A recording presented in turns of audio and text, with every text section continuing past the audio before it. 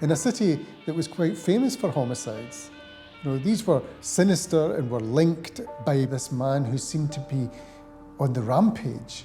These were working class people living in difficult circumstances, out for one night of fun, ending up dead, part of the broken down system that they were living at the centre of.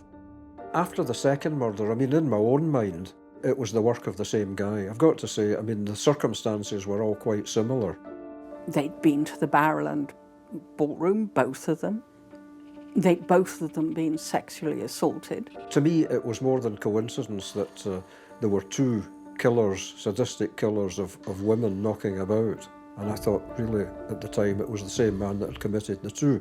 I think the police privately would say that, but publicly would deny it, as they did.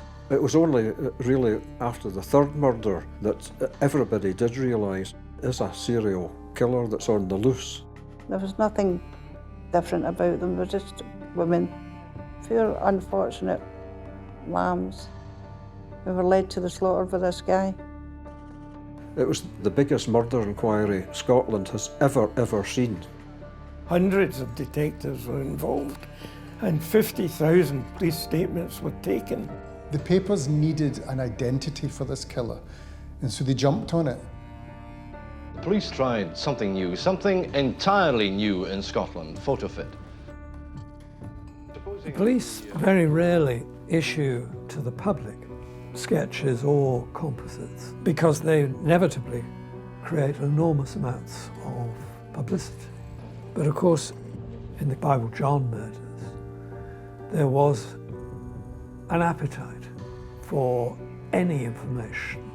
I think that the photo fit was almost too good because it produced hundreds, literally hundreds, of wrong leads and took up an awful lot of police time.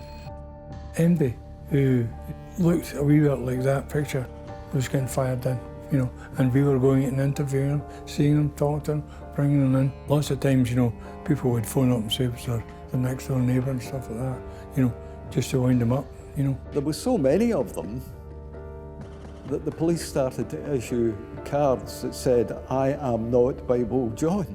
At that time, it was old-style policing. They didn't have DNA, they didn't have CCTV, they didn't have forensic science techniques that they have nowadays. So it is very unfair to go back and be critical of what police officers were trying to do many years ago. Joe Beattie was determined to get to the bottom of it, but unfortunately that wasn't to be the case. Joe had explored every avenue he could and tried everything he could, and just got to a situation there was nothing left to do. Joe Beattie, to the end of his days, still regretted that that was the case. He calls it the one that got away. I would hope, and I really, I really hope someday someone will be caught, but the chances of that are very slim. When you look back at the time of Bible John, you realise the fascinating complexity of it all and how it has lasted through the years. And in particular to me as a writer, I'm interested how it has spawned so many theories. We can't definitively rule out these being quite separate offences, these being particular attacks on particular individuals that came out of particular relationships. But from what we do know, and we don't know very much, but from what we do know, they look to me to be too consistent, to be anything other than the work of the same man. It hangs over Glasgow, the Bible John story, mainly because he's never been found.